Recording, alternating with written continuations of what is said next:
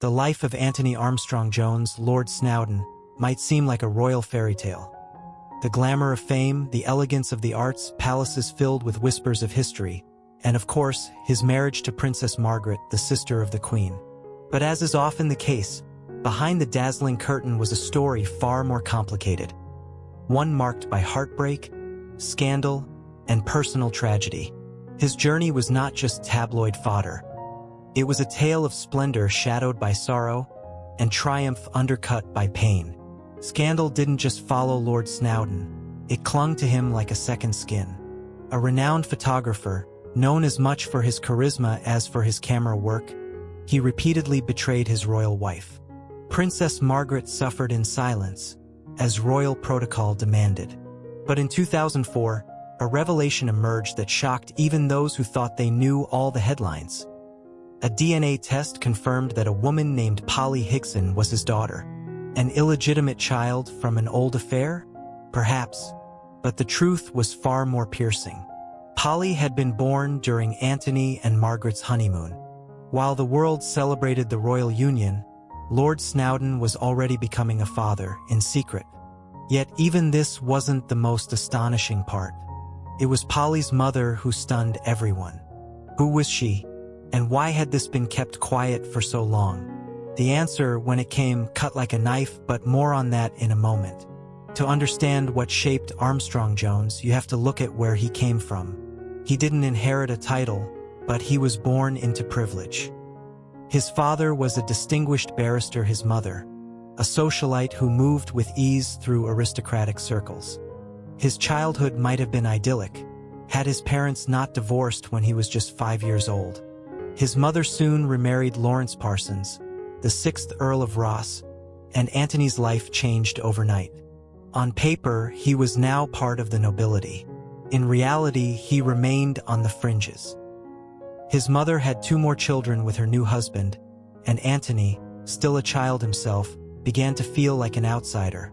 Not unloved, but never quite blue-blooded enough. He lived close to the aristocracy, yet always just outside it, as though he were peering into their world through glass.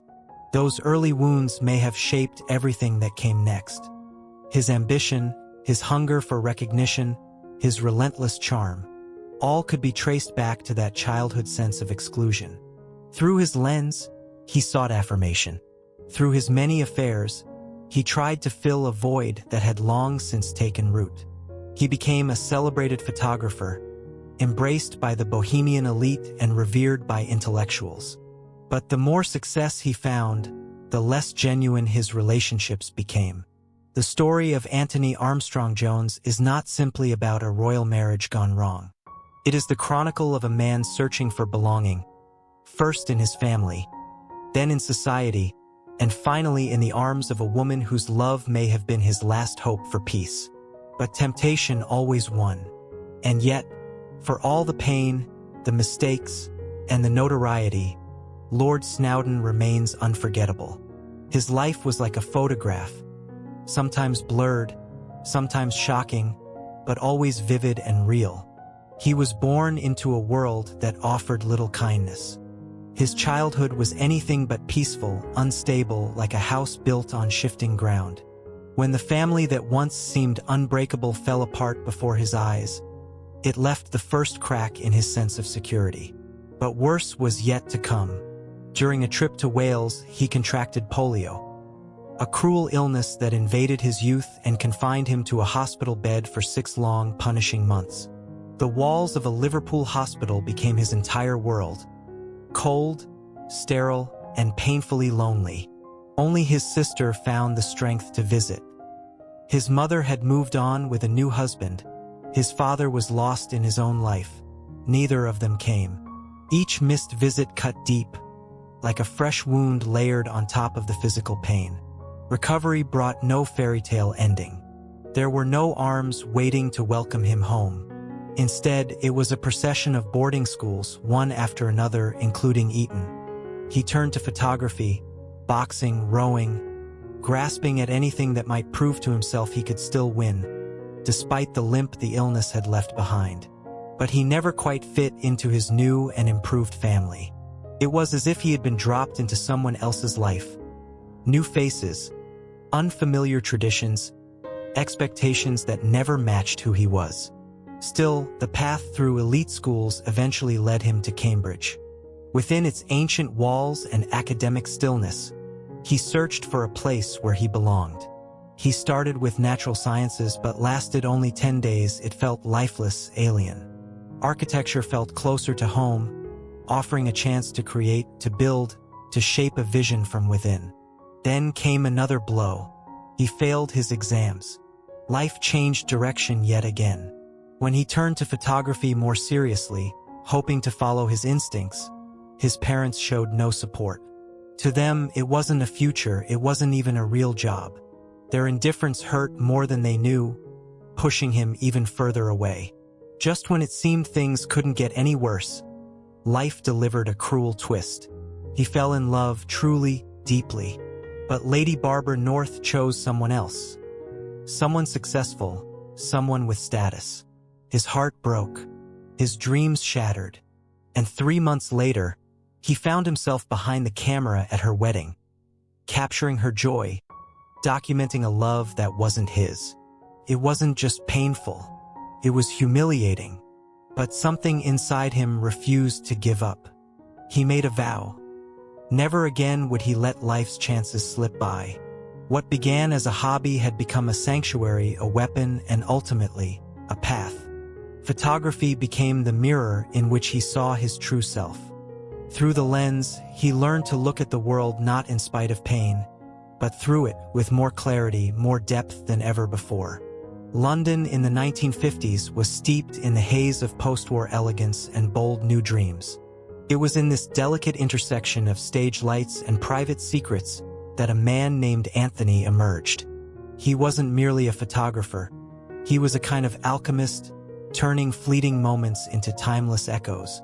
Raised in a noble family, brought up on tradition and refinement, Antony moved effortlessly through the city's most exclusive salons. His youth had been shaped in elite schools, where discipline ruled but curiosity thrived. Anthony didn't just observe light, he became part of it. His studio on Pimlico Road wasn't simply a workplace. It was a stage where art met the untamed spirit of the bohemian scene. Parties came alive there. Laughter rang out from young actresses. Passions ignited. Some conventional, others whispered about behind closed doors. Rumors drifted through London like a breeze, suggestive, incomplete, full of intrigue. But behind the glittering whirlwind stood a man who knew exactly what he was after. He had a gift for enchantment. His lens didn't just capture faces. It revealed the soul, particularly in fashion shoots and theatrical portraits. That talent didn't go unnoticed. When Queen Elizabeth II entrusted him with photographing the royal family, it was clear. Antony was no longer just a photographer. He had become a chronicler of an era. His style, free, subtly provocative, yet always sincere, breathed life into the reserved atmosphere of royal imagery. Becoming part of the royal circle wasn't just a triumph. It was a trial. What once felt like a thrilling game now demanded discretion and restraint. Antony grew more guarded, especially in matters of the heart. The only relationship the press dared mention was his on-and-off romance with the striking showgirl Jackie Chan. But even that was more distraction than truth, a smokescreen for something far more daring, far less permissible. Beneath the glitter of official engagements and public appearances, a story unfolded that could make even the most jaded heart skip a beat. A bond, perhaps something deeper, between Antony and Princess Margaret. The Queen's younger sister lived under the weight of expectation and relentless press scrutiny. She had only recently parted painfully from Group Captain Peter Townsend, and the wound was still fresh. In Antony, she found not a scandal, but a refuge.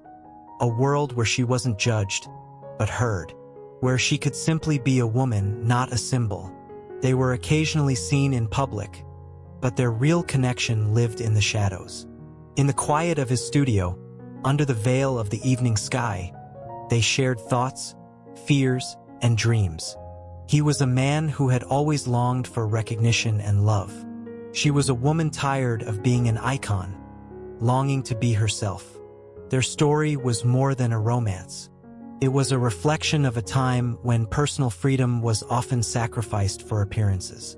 It was about two people whose emotions defied convention, whose love was too complex for headlines but too real to be forgotten.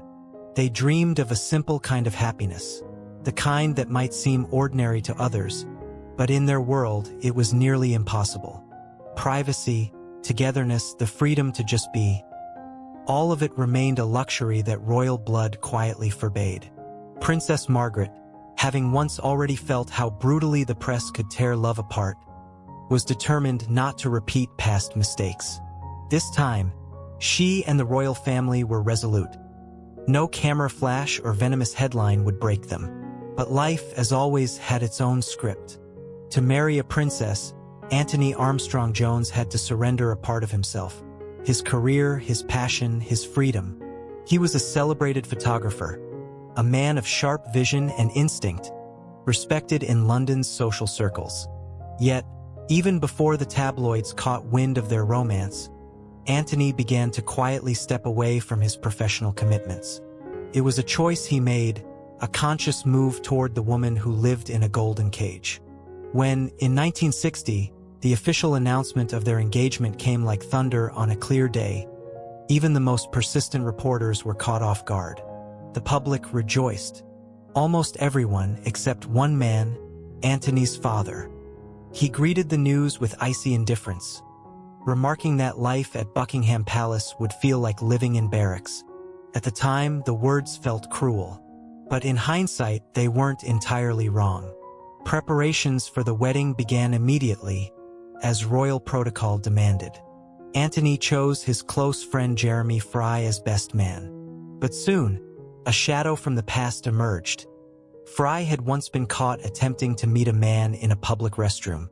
The potential scandal threatened to shake everything. The palace quickly fabricated a reason for his absence. But the stain had already touched a celebration meant to mark a new beginning. On May 6, 1960, London witnessed the first ever royal wedding to be televised. Millions across Britain and beyond watched as Margaret, her veil shimmering under studio lights, said adieu to the man she had chosen. 2,000 guests filled the venue, but the whole world seemed to hold its breath. It wasn't just a wedding. It was a hope that love might triumph over tradition. They escaped to the Caribbean for 6 weeks, finally allowing themselves what they had long been denied: peace, sun, and solitude. Away from the world's gaze, it felt briefly as if they had made it. But even during those quiet weeks, distant events began to stir future heartache. Antony missed the birth of Jeremy Fry's child, a detail that would later resurface with painful consequences. Upon returning to England, they were not met with warmth, but with cold scrutiny. Some British publications sneered at what they called a mésalliance, suggesting that a titled commoner, no matter how accomplished, could never be a true equal to a princess. That disdain echoed through the halls of the palace. Courtiers bowed politely, but their glances carried judgment. He was an outsider, not one of them, but can a person's worth truly be measured by their pedigree? Antony and Margaret tried to hold on. Behind smiles and royal pageantry, they clung to the reason it all began: love, connection, the freedom to be themselves. Only time would tell whether that love could survive the shadow cast by the crown. In royal life, real dramas often unfold. But the story of Antony and Princess Margaret turned into something of an absurd farce, where Antony unwittingly played the role of an awkward outsider among majestic figures. Their life together at Kensington Palace resembled a stage play, with each new day bringing fresh challenges. When they first moved in, they hired staff, yet their butler lasted only 25 days. Swarms of journalists invaded his life, eager to expose what was happening behind the palace's closed doors. The butler eagerly shared sordid details, painting a grim picture of their domestic life, fueling public fascination and scandal. Antony was more than just a man of the arts, He lived through his emotions, dreams, and a delicate nature painfully wounded by criticism and disapproval. He especially felt the coldness from Prince Philip, who had never warmed to him. After the wedding, this dislike only grew stronger. Two completely different worlds collided. The refined, sensitive Antony and the stern, unyielding man accustomed to outdoor life and strict traditions. Under the relentless glare of public attention and the weight of giving up his previous career, Antony began to break. Cracks in their marriage quickly became visible, but with anxiety came hope. Soon, Margaret became pregnant. This bright, hopeful event led Antony to accept the title of Earl of Snowdon, a rare and meaningful gesture of approval, even from his own mother. In November 1961, their son was born, a new little figure in a complex family mosaic. But fatherhood proved far more difficult than it seemed. After the baby's arrival, they traveled again to the Caribbean, perhaps searching for peace and escape. Back home, Antony desperately sought a role that would blend his creative passions with the royal family's expectations, but no suitable place emerged. Margaret felt increasingly isolated, as if forgotten by both family and husband. A void grew inside her, which she tried to fill with wine and social evenings. Her once brilliant media image dimmed under growing criticism, while Antony became a convenient scapegoat for the press. Their royal life resembled an endless comedy tinged with tragedy. Antony oscillated between art and duty, trying to satisfy both his inner desires and the demands around him. There were almost no shared interests between him and Margaret, yet they did share one thing. They were both part of the vibrant, wild era of 1960s London. Antony moved in fashion circles and Vogue. Margaret mingled with the Beatles and celebrities. Their families grew more distant, meetings became formalities, and old friends were no longer the same. This isolation bred tension with no easy way out. In 1964, Margaret became a mother again. Perhaps this new chapter would bring its own hopes and trials.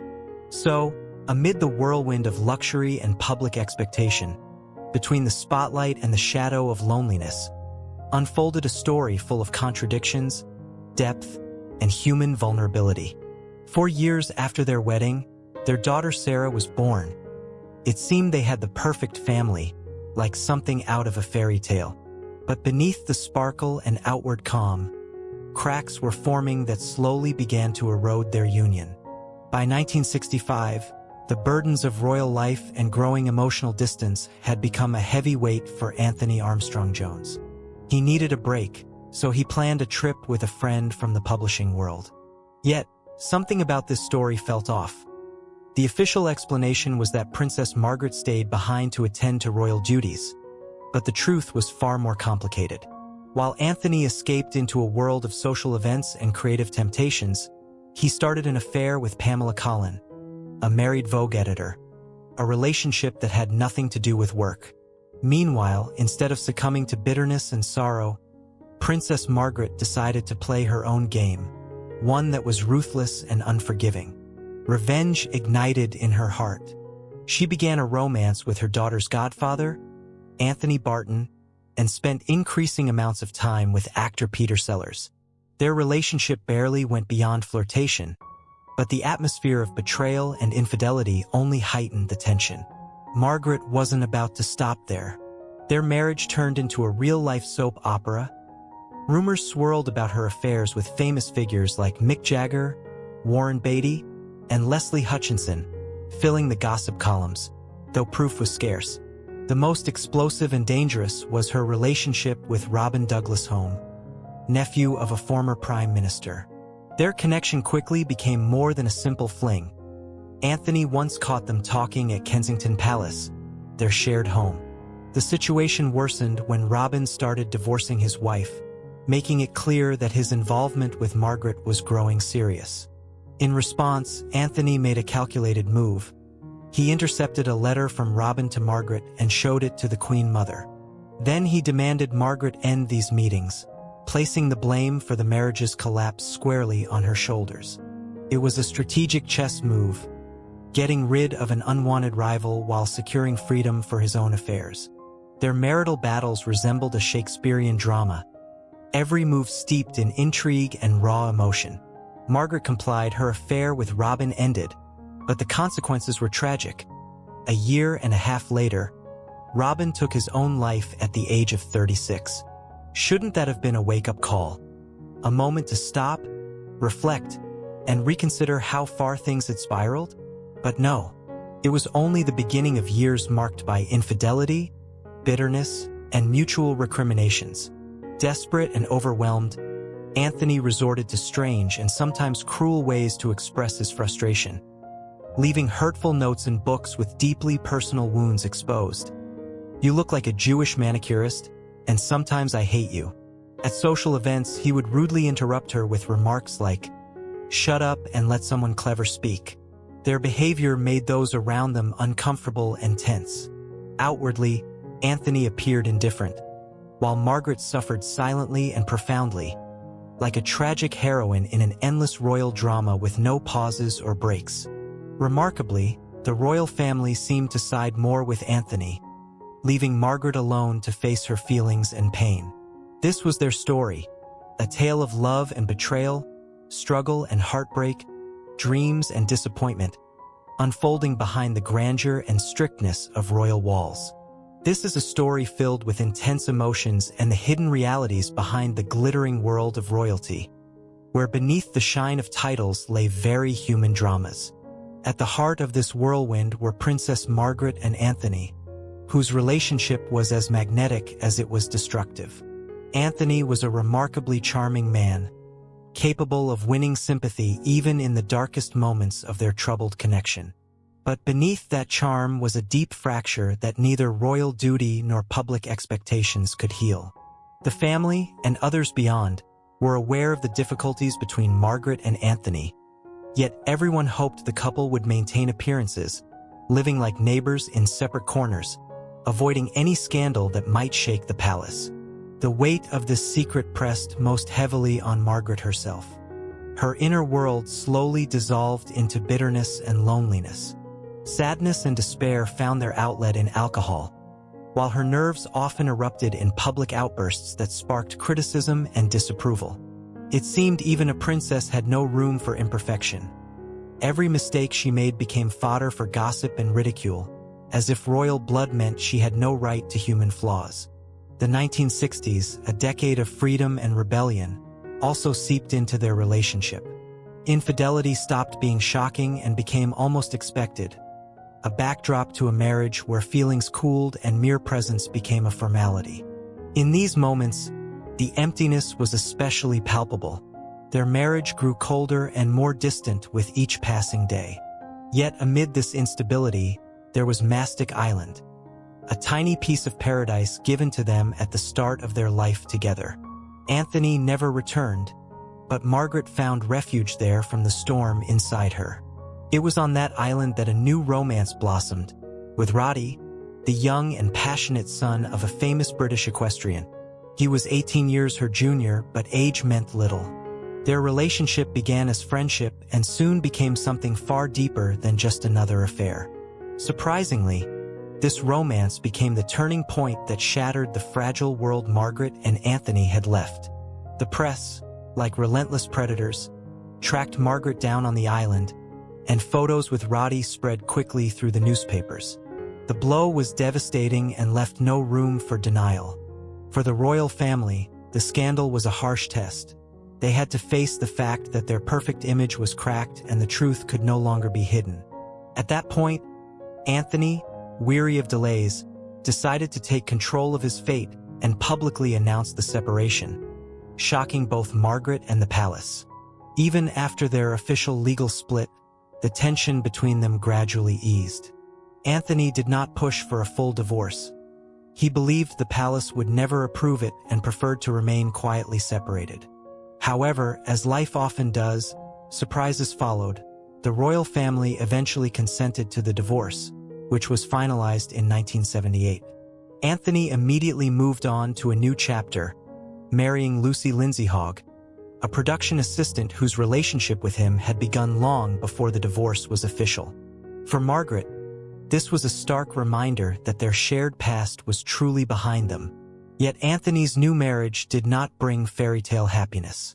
His life continued to be marked by turmoil and unexpected twists. He maintained old habits and even began an affair with a married journalist, and Hills, who refused to let go after learning about Antony's new wife. This complicated relationship led him down a dark path, where Lucy's patience became the only island of calm in his restless soul. Thus, the intertwined lives, intrigues, and emotions unfolded behind the polished royal facade. A real, complex life full of ups and downs, love and disappointment, despair and hope. The story of Margaret and Antony is not just a chronicle of events but a vivid tapestry of human feelings, intense and contradictory. Much like life itself, Antony's life appeared settled and calm on the surface. He was happy with Lucy, they had a child together, and it seemed he had finally found what he'd always been searching for: stability and love. But behind this facade lay a far more complicated story. Antony had been hiding a secret relationship within Hills, a woman whose love became both a blessing and a curse for him. Their connection spanned 2 decades, like a shadow trailing him through the years, and despite everything, and never gave up hope that one day Antony would choose her, and faced her own storms. After losing her job at The Guardian, being abandoned by another man, and enduring yet another lonely Christmas without support, her heart grew too heavy to keep fighting. A deep depression washed over her like a dark tide, and at the end of 1996, she took her own life. In her farewell note, she revealed an unimaginable honesty: a love for Antony, a yearning to restore the family they once dreamed of, and a plea to return a lock of hair he had once given her. When the police investigated, Anne's diaries unveiled the full dramatic scope of their relationship. 20 years filled with passion, pain, and secrets. The story spread through the newspapers, exposing the truth to the world. A scandal for Antony and a betrayal for Lucy. The woman he loved and built a family with discovered his ongoing infidelity, and one would expect remorse or at least some reaction. Yet Antony remained cold and detached, as if nothing had happened, seemingly counting on life to go on as before. But there was another secret dark spot in his life. 2 years after the affair with Anne was exposed, Lucy accidentally found out that Antony had fathered a child with Melanie Cable Alexander, a young magazine editor nearly 30 years his junior. For Lucy, this was a devastating blow that finally broke her silence and forced Antony to admit the truth. Her resolve, despite promises never to leave him, began to crack. Caught between 2 women, Antony struggled to hold on to both Melanie and Lucy but couldn't satisfy either. The pressure, financial and emotional, mounted. Support for ex-wives, mistresses, and an increasing number of children plunged him into a financial trap. In a bid to ease the strain, Antony even offered Melanie a substantial payment from Hello magazine for an interview, a move Lucy could hardly accept gracefully. Eventually, he parted ways with Melanie, and Lucy decided to divorce.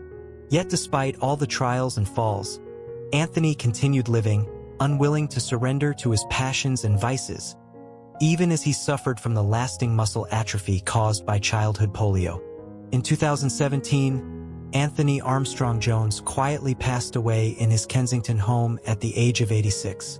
He was buried in the family plot in Wales, close to memories of a past that remained both bright and dark for him. He outlived his first wife, Margaret, by 15 years, while Lucy, his second wife, carried on with her life without him. Here is a story that goes beyond mere facts. It's charged with a storm of emotions, betrayals, and human frailty. Antony Armstrong-Jones and Princess Margaret. Their lives intertwined like a gripping drama filled with passion and intrigue. Even after their divorce, they maintained a fragile, unusual friendship. Antony cared for her in her final years, as if to prove that despite all the turmoil, something real and human could still remain. But beneath this outward bond lay shadows, secrets that only came to light when Antony was older and frail. His name became surrounded by rumors and whispers. Affairs, love intrigues, questions about his sexuality. Some even claimed he was bisexual. Several men from his circle, including interior designers, hinted at romantic connections, but it all remained speculation, like ghosts from the past. The conflict between Antony and Margaret never truly faded, even after they parted ways. Their relentless games of revenge and resentment kept the world watching every move with bated breath. Rumors swirled around them like dust in the air. Whispers that Margaret was linked to Mick Jagger, the lead singer of the Rolling Stones. In response, stories leaked that Antony had an affair with Bianca Jagger, Mick's wife. It was like a mirror game, where every move reflected and heightened the tension, and the truth dissolved in clouds of gossip. But that was just the tip of the iceberg. Antony's secrets ran deep, far before the Margaret saga erupted. In 2004, a shocking revelation emerged. A DNA test confirmed he had an illegitimate daughter, born just weeks before his wedding to the princess. Even more painful was the fact that her mother was Camilla Fry, the wife of his best friend. In these facts lies a bitter tale of betrayal, broken trust, and a profound human fall. The life of Antony Armstrong-Jones is not merely a series of scandals, it's a complex web of passions, mistakes, and consequences. His story reminds us how fine the line is between love and betrayal, public fame and private pain. Looking at it all, one can't help but wonder, how would Princess Margaret have felt if she had known the whole truth? Could she have forgiven? Or would those secrets have shattered her forever? This is the portrait of a man who lived on the edge, between light and shadow, love and deception, hope and downfall.